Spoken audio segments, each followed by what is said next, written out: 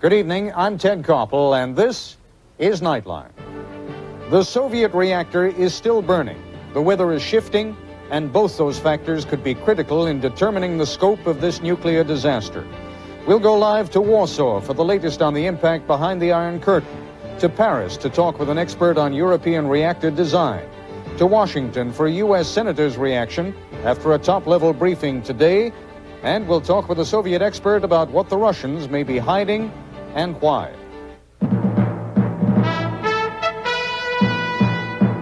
This is ABC News Nightline. Reporting from Washington, Ted Koppel. When a similar accident happened in Great Britain, and you'll be hearing more about that in a few minutes, British authorities suppressed the details for more than 25 years. It is hardly surprising, then, that the Soviet Union, which has an infinitely more secretive tradition, is revealing only the sparsest information about its own nuclear disaster. But disaster is how even the Soviets are describing it. But where they concede 2 dead, diplomatic and other sources claim that more than 2,000 may already have died. Where the Soviets claim that the radiation situation is stable, U.S. intelligence sources insist that the graphite core of the reactor is still burning and spewing radiation into the atmosphere. The traveling White House press corps with President Reagan in Bali has just moments ago been briefed on what the U.S. government has been able to learn. Joining us now live by phone from Bali, ABC's senior White House correspondent Sam Donaldson. Sam, since I don't know what you have just been told, why don't you bring us up to date? Give us the headline. Well, Ted, the Press Secretary Larry Speaks said a few minutes ago that based on the data that the United States is collecting, the fire in the 4th graphite reactor is in fact still burning. The fire has destroyed the reactor, which began with 200 tons of uranium interspersed with 1,700 tons of graphite. And Speaks says that as long as the fire burns, radiation will continue to be expelled from that fire. Speaks says no one in the world has experience in dealing with this kind of fire. Now, there is a cloud of radioactive material moving across the Soviet Union. Speaks says it is too early to determine whether it will reach the United States, but he says, even if it does, it is highly unlikely, and I want to stress that's his language, highly unlikely that there would be a level of radiation that reached the United States that would be dangerous to public health. Now, as to the Americans that may be in the area of Kiev, Ted, Speaks says the U.S. has no accurate count, since Americans traveling in the Soviet Union don't have to inform the embassy of their whereabouts, but there is a group of American students in the Kiev area, we believe. We have no information on them, and the Soviets have not told us anything that would suggest that any Americans had been involved in a casualty list. As far as help for the Soviet Union, Assistant Secretary of State Ridgway expressed to the Soviet charge in Washington a few hours ago that the United States stood ready to help, and we very much regret what's happened. But so far, the Soviets have apparently not asked us for a great deal of help. All right, Sam, let me just throw one quick question at you, and I don't know if you have the answer to this. As you heard in the introduction to this program, we are somewhere between 2 and 2,000 in terms of fatalities here. The Soviets are acknowledging that 2 people have died. Diplomatic sources are saying it could be as many as 2,000. Did Larry Speaks have anything to say on that subject? He was certainly asked and said he had nothing to report on casualties. He had no casualty figures. As you know, Ted, they're very shy about revealing anything that would suggest that the United States, through our national technical means or any other method, has information that is not public.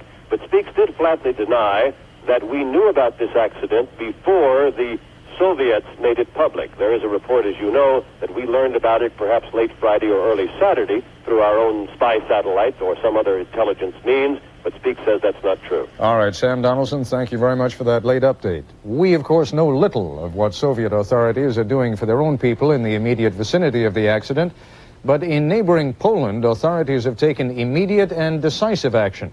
Standing by live in Warsaw is ABC correspondent David Ensor. David, what's happening in Poland? Ted, the government has banned the sale of milk, restricted it, and a special government commission has been set up which has arranged emergency measures, emergency plans that are being drawn up just in case, as well as measures to control contaminated food, which they think there may be. In about 2 hours' time, all the young school children of northeast Poland are going to be given a one-time dose of iodine as a preventative measure against the effects of radioactivity. Now, this may sound like a strange. All Poles avoid milk. David, this may sound like a strange question because obviously we are accustomed to hearing things in some kind of a context, but are the Polish people being told what has happened in the Soviet Union, and are they being given any information whatsoever of what the dangers to them may be?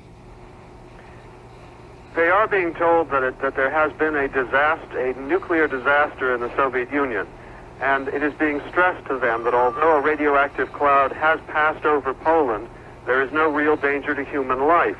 That's the phrase that the announcers and the government officials keep using. No real danger to human life. The danger to human health, however, may be considerable near the border. It's not clear. The Polish Institute of Physics is saying that radioactivity levels are 20 times the normal level in Białystok near the border. They are 6 times the normal level here in Warsaw. All right. Are they being told what's happening in the Soviet Union, or is that wonderful custom behind the Iron Curtain of getting information by word of mouth? Is that providing any information? The television and radio are saying that there's been this disaster at a Soviet nuclear plant. They only started saying that earlier today. Yesterday they were saying there might have been an accident in Sweden, but now they're saying it's a Soviet accident. As far as word of mouth around Poland, Poles are rather philosophical about problems that come their direction from the east. They're not surprised by them. All right, David Ensor, many thanks. Later in this broadcast, we'll be talking with Senator Alphonse D'Amato of New York, who insists that the Soviets have an obligation to share whatever they know about this accident. And we'll talk with Soviet expert Marshall Goldman about what the Russians aren't saying and why. But when we come back, why it's so dangerous. We'll be joined by a leading French expert on nuclear reactors, Shoja Etemad, and by ABC News medical editor, Dr. Timothy Johnson. There are 100 nuclear reactors in the United States, supplying 16% of the nation's electricity. And 1/2 of the U.S. population lives within 100 miles of a nuclear power plant. Regionally, the New England states are the most dependent on nuclear power for their electricity, followed by the southeastern and middle Atlantic states.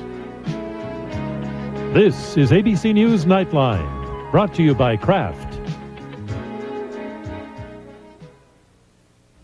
What's this? It sure isn't our macaroni and cheese. Presenting Velveeta shells and cheese dinners. Why did Mommy switch? Velveeta shells and cheese dinners taste creamier because we start with creamy Velveeta cheese sauce, not a powder. We liked our old macaroni and cheese. With pasta shells that hold on to that creamy Velveeta. This tastes creamier than our old macaroni and cheese. I hope you learned your lesson. Velveeta shells and cheese dinners taste creamier than the rest because it's Velveeta. How do we know Ford is producing the highest quality cars and trucks designed and built in America? Because a nationwide survey tells us so. The survey covered owner-reported problems in areas like engines, electrical systems, brakes, starting and steering. And as a group, Lincoln's, Mercury's, and Ford cars and trucks were found to be the highest quality cars and trucks designed and built in America. That's what happens when you make quality job one. Quality is job one. We're way overstocked here at the Jim Reed Auto and Truck Discount Center. Over 1,000 cars and trucks clearly marked with the retail price and the Jim Reed discount price. Import buyers, we're closing out 93 Subarus and Isuzus, cars and trucks, and you save 3 big ways. Get the Jim Reed discount plus closeout price, plus beat the coming price increase to save nearly 5% more during our $9 million inventory reduction sale through April 30th at the Jim Reed Auto and Truck Discount Center, exit 209A, downtown. Wouldn't you like to save 50% on your clothing and look like $1 million? You can with fine men's clothing from Berry Manufacturing because we sell factory direct to you. From elegant formal attire to contemporary casual wear, Berry's got your size from 35 short to 60 extra long. At Berry, you'll save 50% on sport coats, suits, slacks, tuxedos, shirts, and shorts. So don't pay high retail prices for real quality. Shop Berry Manufacturing, where factory direct prices and fine clothing have been our trademark for 85 years. Nuclear disaster in the Soviet Union. Fire still burning out of control. The danger may actually be increasing. Tomorrow, watch ABC's World News Tonight.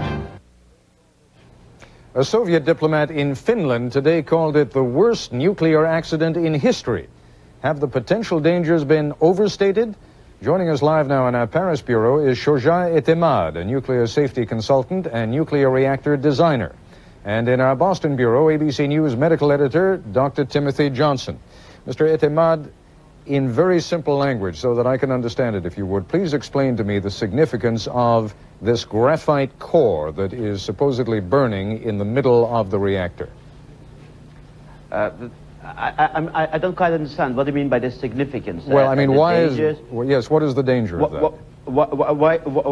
Why is it burning? This is something which is quite unforgivable. Forgivable is the fact that we've had the same accident about 30 years ago, and we haven't learned any lessons from it, considering that everything was kept very secret. In fact, it's a habit within the nuclear industry to keep everything secret, since we consider that secrecy is part of the protection that we provide for the reactor. All right, but let me interrupt you, because what I really need to know is why is that so dangerous to the population in the area? The fact that there is a fire that is still burning. Two questions. One, why is it so difficult to put that fire out? And two, what is the danger of that fire? First of all, the fire that we had in about 30 years ago in England, we managed to put it out finally when nothing was working with the fireman's hose, which we just went in and poured water on it. In this case, we just can't do it because it's not a small research reactor, it's a huge monstrosity of graphite, which would be impossible to just get any close to. It's lethally radioactive, the environment. We have to manage to establish cooling channels within the reactor in order to cool it up, or just let it burn and to burn itself out. Now, by burning, what is the danger of that? Is the fire itself carrying the radioactivity into the surrounding area? Not only is it, the graphite itself is used as a moderator. Moderator, that is to say, it controls the nuclear chain reaction. We slow down the neutrons so that we can have a better thermal efficiency. The moderator, the graphite, when it gets hot and it goes, or it's burning, it will become more and more effective and increasing the chain reaction. So as a result, we don't know. The fact that the graphite is going higher in temperature is making the uranium burn faster, more, or less. So we just don't know. So in effect, then, we are getting more radiation the longer that fire continues. Is that an accurate statement? It is quite a possibility. Unfortunately, nobody at this stage knows, but it is there's a strong possibility that the graphite is going to make, while burning, is going to make the uranium burn faster, and it's going to get hotter and hotter. All right, let me switch now to Tim Johnson in Boston. Dr. Johnson, there are supposedly some 50,000 people in close proximity to this nuclear reactor. Radiation is being spread. Unfortunately, we cannot say at this point at what level. But what does radiation do to people who are within a mile or so of a nuclear reactor? Well, distance counts for something, but the ultimate criteria of damage is the amount of radiation received by the body and how fast, how intensively that is received. Assuming worst-case scenarios that they are receiving rads in the range of 500 to 1,000, this is the kind of exposure that can result literally in death within hours from what is called the cerebral or brain syndrome. These people have brain damage, they become confused, they have convulsions, they wander around. These are the pictures we tend to remember from these kinds of exposures or that have been made dramatic on television presentations, and this can result in death within hours or days. At lesser levels, but of still intense exposure, people can have further damage to other parts of the body, including the intestines, the blood-forming system, and they will die within days or weeks. So depending on the amount of radiation received by a given person at whatever distance, they literally can die within hours or days or weeks. Now, as the distance is further away from the reactor, as the level of radiation is lower? Is it possible that death can then be put off by months or even years, that people get long-term damage, which we won't even begin to see for quite some time to come? You've put it very precisely, and to me, in some ways, that's almost the more frightening aspect of this kind of accident. There can be damage that will not result in symptoms or in signs for months or years, or in the case of certain cancers, thyroid cancers, possibly leukemias, for decades. So people who have been exposed, even to low levels, are really not going to be scot-free for the rest of their life. Now, Tim, last night we pointed out that this particular reactor is right next to what may well be a major water supply for the city of Kiev, a city of more than 2 million people. A, what is this going to do to the water supply? B, what does it do to the food chain? What does it do to grass, to cattle that may be eating the grass, and so on? And what is the long-term effect of that? The potential of this radioactive cloud and continuing radiation to contaminate both water and food supply is enormous. Again, unfortunately, we won't have answers for years and decades in some cases to just how great that contamination was, how widespread in the water and food supply it might be, and what its effects are. But that's part of the frightening aspect. It will take decades to know the answers to the questions you ask in this moment of time. All right, Tim Johnson and Shojaya Temad, if you'd be good enough to stand by, please. When we come back, we'll have a report on the human costs of previous nuclear accidents throughout the world.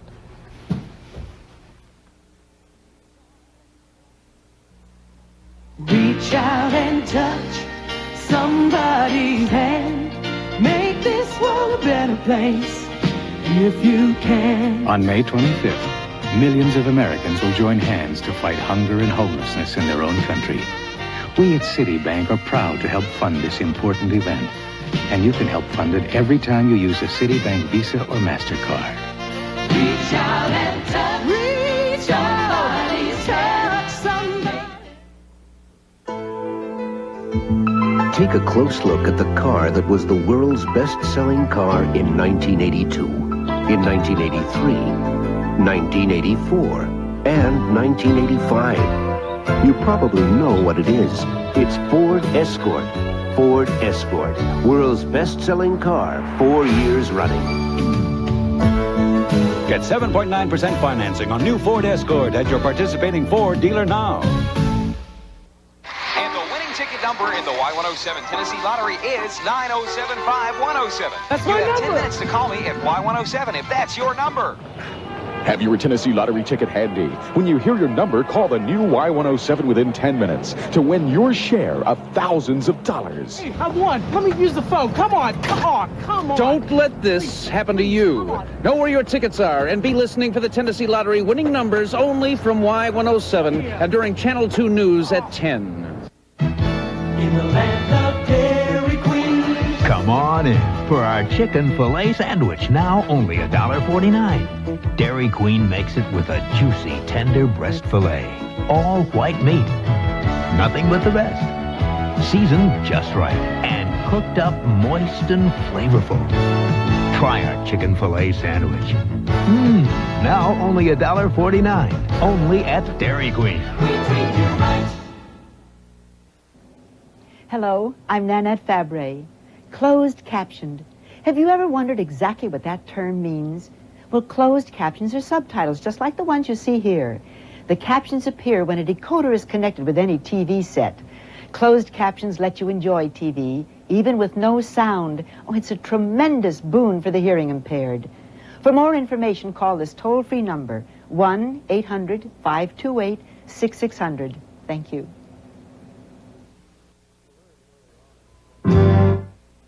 You heard earlier on in this broadcast that secretiveness is a common characteristic to the nuclear industry on both sides of the Iron Curtain. Accidents at nuclear reactor plants have been with us, in fact, since the 1950s. And this is not the first one where the cost can be measured in human lives. Here's Nightline correspondent James Walker. 26 countries in the world use nuclear reactors to supply part of their electrical needs. In the last 29 years, there have been 15 major accidents. Ironically, the first nuclear accident was similar to the latest disaster in Chernobyl, October 7th, 1957, north of Liverpool, England, in a town called Windscale, the home of British nuclear fuels. Windscale's plutonium weapons reactor suddenly caught fire, releasing iodine and other radioactive elements into the atmosphere. contaminating a 200-square-mile area. The trouble arose when radioactive dust from the overheated pile fell on the Cumberland pastures, and milk samples rushed to Harwell were found to contain 6 times as much radioactive iodine as international health standards permit. So for the time being, down the drain it goes. At the time of the incident, officials claimed there would be no health problems. But in 1983, 25 years later, the British government said the radiation released was probably the cause of 39 cancer deaths, genetic damage, and 240 cases of thyroid cancer, among them Alex Bryson. Alex was 10 years old in 1957. On the day the power plant caught fire, she was 1 mile downwind at this school. I went through quite a lot of trauma, and it took quite a long time to get back to normal again. And as I say, I've got this very big scar. I have to take tablets daily, which I couldn't live without. 2 months later, the Soviet Union suffered its first serious nuclear accident when the atomic waste depot exploded in the city of Kyshtym, 800 miles east of Moscow. Journalist Andrew Coburn has investigated the incident. There was emergency evacuations, there were scenes of panic in the towns and villages in the path of the dust cloud. For years afterwards, the effects could still be discerned. For instance, women who got pregnant living anywhere near, we usually were officially required to undergo abortions.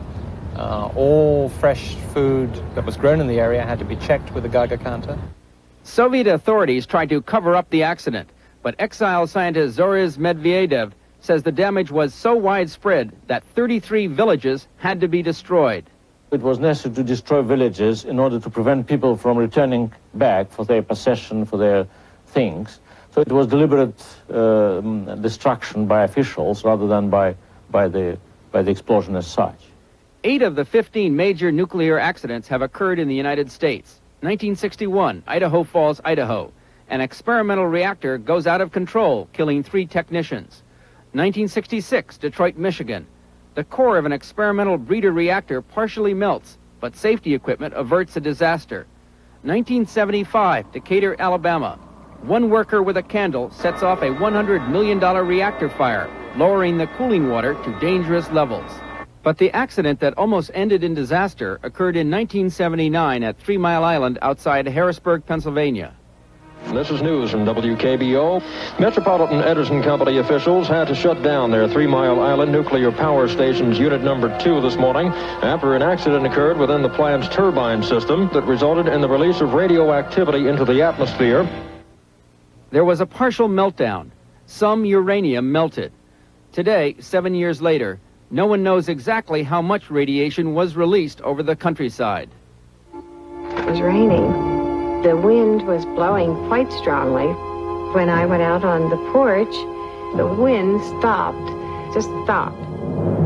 And all of a sudden, there was a wave of heat just rolled over me. It was 3-4 weeks later that I noticed my hair coming out, and it was getting gray. It was white, I should say, white all through it. We saw a 10% increase in sterility in our cows. We experienced stillbirths, abortions in the cows, in the goats, decrease in production for the ducks that we had here at the time. We had severe retardation in the cats, unable to walk, unable to develop, abortions in the cats. But scientists believe that Saturday's disastrous meltdown at Chernobyl was more serious because, unlike 3 Mile Island, there was no containment building surrounding the reactor core. At 3 Mile Island, there was a partial melting of the reactor core, but the reactor vessel remained intact, and the containment structure contained most of the radiation which was released. Whereas here in the Soviet Union, it seems almost certain that there's been a rather large melting of the reactor core. It should be noted that there are 8 reactors operating in the United States that do not have containment structures. Officials, however, at the Department of Energy say that safety in these cases is not a problem because the reactors operate at lower pressures and at lower temperatures, making containment buildings unnecessary. But it's also worth noting that one of the problems that people around the world are learning about is that officials always maintain that everything is all right. All right, that is, until something goes wrong. This is James Walker for Nightline. When we come back, the impact of the Soviet nuclear disaster in Washington and in the Kremlin. We'll talk with Senator Alphonse D'Amato, who today urged President Reagan to seek international inspection of Soviet nuclear plants. And we'll be talking with Soviet affairs expert, Professor Marshall Goldman. Miss Jones! Oh, no, Miss Jones, 25 in red. Because work is tough enough, there's Canon's NP3525 dual-color copier. It lets you change colors. Not the grapes in red, just the apples. And it's the only copier that copies in 2 colors at the same time, with just a touch. Oh, forget the grapes. Just give me more apples. Canon's dual-color copier, with a singular difference. For information, call toll-free 1-800-OK-CANON. There's a special kind of Cadillac, the new 1986 Seville, the ultimate Cadillac. Very new, very sophisticated, with road manners to match. You could call the 1986 Seville the new essence of elegance. Best of all, it's a Cadillac.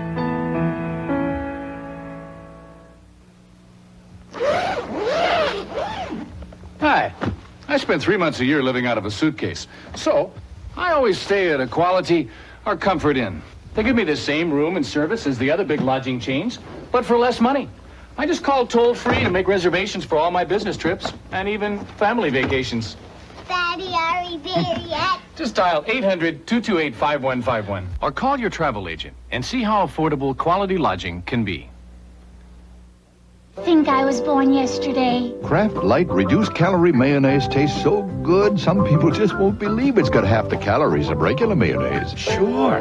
Now sell me the Brooklyn Bridge. Less than half the calories and half the fat of Hellman's Real Mayonnaise. No way, Jose. Kraft Light is just so rich and creamy and tastes so good. Half the calories. Kraft Light. You'll never believe it has half the calories. It tastes too good. The Soviet nuclear disaster. Fire still burns out of control, and danger may be increasing. Tomorrow on ABC's World News This Morning. Before Good Morning America. What can be done about the illiteracy problem in America? We'll find out tomorrow. Also meet the Playmate of the Year, and Tom Cruise tells about his new movie tomorrow on Good Morning America. Joining us live now in our Washington Bureau is Senator Alphonse D'Amato of New York, who was briefed today by the Reagan administration on the Soviet nuclear disaster, and Marshall Goldman, Associate Director of the Russian Research Center at Harvard University. Senator D'Amato, are the officials telling us more than they know? Ted, I don't think they're giving us all the information. We've received some reports that the casualties might be up to 2,000 and certainly go beyond, as the good doctor had indicated. The radiation, the real damage is yet to be assessed.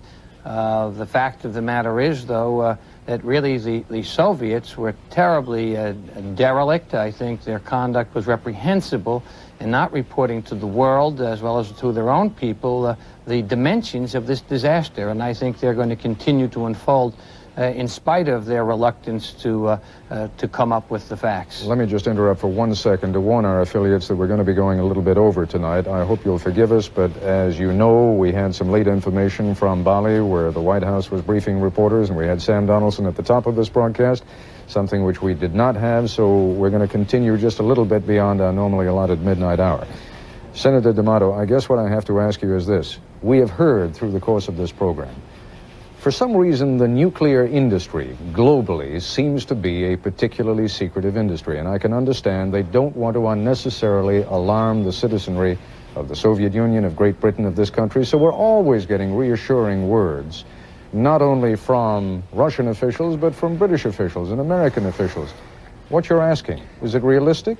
Yes, I am asking something that's very realistic, and I think its time has come. I've written to the president, and tomorrow we'll be sponsoring a resolution along with Senator Nichols that calls for the International Atomic Energy Agency to monitor these plants throughout the world, including the Soviet Union and the United States. They now do it under the offices of the UN. Under the Nuclear Non-Proliferation Treaty, they monitor 120 plus countries. As a matter of fact, they were in the process of getting agreements from the Soviet Union to monitor this installation.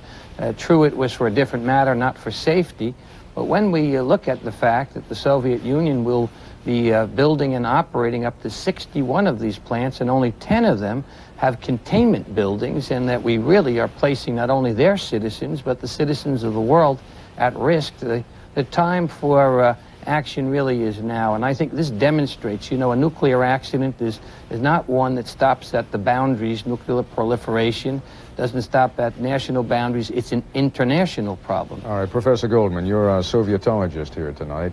Is there a snowball's chance in hell that the Soviet Union is going to allow an international monitoring team in to take a look at what's happened either at that plant or any of their other reactors? Well, it's hard to know exactly, obviously, Ted, but I think that there is a good chance simply because world pressure in Eastern Europe, Western Europe, the rest of the world, and including their own people, I think is going to mount. My own sense is that there must be enormous anxiety now inside the Soviet Union. The sparse words that are getting out officially from the Soviet government only serve to fan the concern and the fury, what they're doing to their own people. And it'll be very interesting to see what happens on Thursday, which is May Day, and a big celebration where the leaders have to expose themselves to the international press and other leaders.